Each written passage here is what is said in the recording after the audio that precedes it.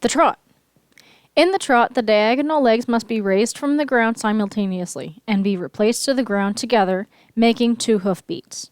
For instance, after the left diagonal, or left fore and right hind, leaves the ground, the right diagonal, right fore and left hind, is raised before the left diagonal has touched the ground again, so that the horse is suspended with all 4 legs in the air for a moment. This moment is called suspension. As it is not easy to maintain the correct seat in the moment of suspension, the trot will make higher demands on the rider than the walk. In the trot, the horse carries his own and his rider's weight with the 2 diagonal legs or in suspension. The sequence remains unchanged in collected, ordinary, or extended tempos. Only the length of stride and the duration of suspension will change. The duration of suspension is shortest in the shortened tempo and longest in the extension. Therefore, the young rider will find it easier to maintain his seat in the short trot than in the extended. The regular hoofbeats of diagonal legs, interrupted by the moment of suspension, give the rhythm of the movement, as it were, the music of riding. It is of great importance that the rhythm remains the same in all tempos, and it is only the length of stride that changes. The shortening of the stride in the same rhythm will require the legs to be raised higher. These lively elevated steps are known as cadence. It would be wrong, however, to allow the steps to become slower and hovering in the shortened trot. Rhythm and cadence do not have the same meaning.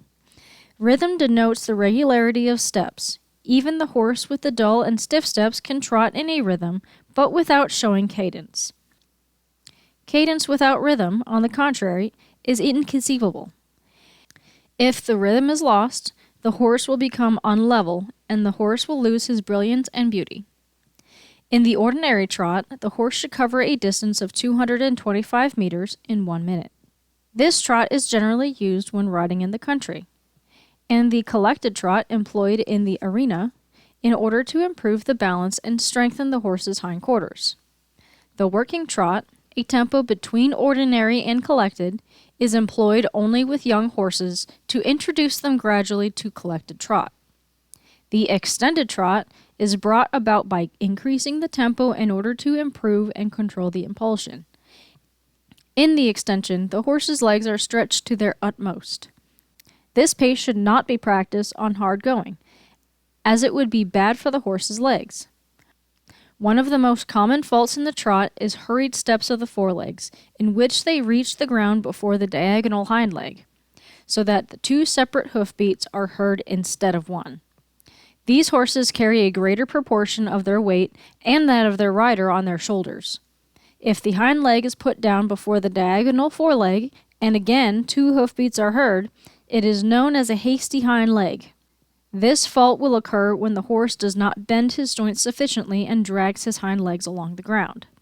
It is also a fault when the horse does not bring his hind legs sufficiently under the body and appears to make a longer stride with his forelegs, which accordingly have to be withdrawn to equal the stride of the hind legs. In terms of riding, the horse promises more in the front than he can show with his hindquarters. Another fault is with one leg steps more under the body than the other, thus making the strides uneven. The trot is the most important pace for the training of the horse and rider. Faults that creep in at the trot will most likely have a bad influence on the other paces.